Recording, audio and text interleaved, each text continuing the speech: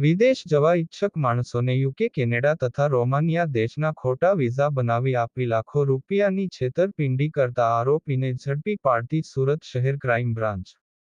Surat police commissioner Anupsinh ગેહલોતે આગામી જગન્નાથ રથયાત્રા અનુસંધાને સુરત શહેર વિસ્તારમાં કોઈ અનિચ્છનીય બનાવ ન બને તે હેતુથી સુરત શહેરમાં નોંધાયેલ ગંભીર પ્રકારના ગુનામાં ઘણા લાંબા સમયથી નાસતા ફરતા આરોપીઓને પકડી પાડવા આપેલ સૂચના અનુસાર સુરત પોલીસની વિવિધ ટીમોની જેમ સુરત ક્રાઇમ બ્રાન્ચ પોલીસ સ્ટેશનમાં અલગ અલગ ટીમના પોલીસ અધિકારી, કર્મચારીઓ ટેકનિકલ સર્વેલન્સ તેમજ હ્યુમન ઇન્ટેલિજન્સ મારફતે વર્કઆઉટ કરી રહેલ હતા.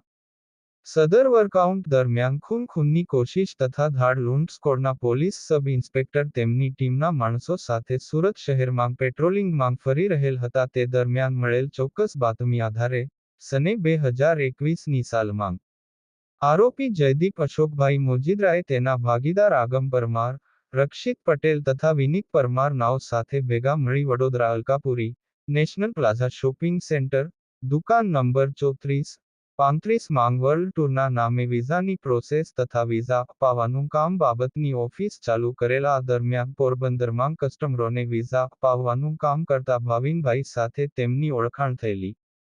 આ ભાવિનભાઈ થકી તેને પોરબંદર જિલ્લામાંથી અલગ અલગ 10 થી 12 કસ્ટમરીને કેનેડા અને રોમાનિયા દેશના વર્ક વિઝા અપાવવાનું કામ મળેલ હતું. આ તમામ કસ્ટમરોએ અડધા પૈસા ભાવિનભાઈને આપેલ હતા અને તે પૈસા ભાવિનભાઈએ જયદીપ અશોકભાઈ મોજીદ્રાના HDFC બેંકના કરંટ એકાઉન્ટમાં જમા કરાવેલ હતા. અને અડધા પૈસા કસ્ટમરોએ જાતે આરોપી જયદીપ અશોકભાઈ મોજીદ્રાના ઉપરોક્ત HDFC બેંકમાં જમા કરાવેલ હતા. ત્યારે આરોપીઓએ ભેગા મળી અમુક કસ્ટમરોને રોમાનિયાના ડુપ્લિકેટ વિઝા બનાવી આપેલ હતા. આ દરમિયાન ભાવિનભાઈનું રોડ એક્સિડન્ટમાં મોત થતા કસ્ટમરોએ તેમની ઉપર પ્રેશર કરી વિઝા કરાવવા માટે દબાણ કરતા આરોપીઓથી વિઝા અપાવવાનું કામ ઝડપથી થયેલ નહીં અને પ્રેશર આવતા તમામ કસ્ટમરોના આશરે 20-25 લાખ લઈ ઓફિસ બંધ કરી નાસી ગયેલા. આ બાબતે પોરબંદર જિલ્લાના કમલાબાગ પોલીસ સ્ટેશનમાં કલમ 406, 420, 465, 468, 471, 504, 506(2) 114 મુજબનો ગુનો નોંધાયેલ હતો.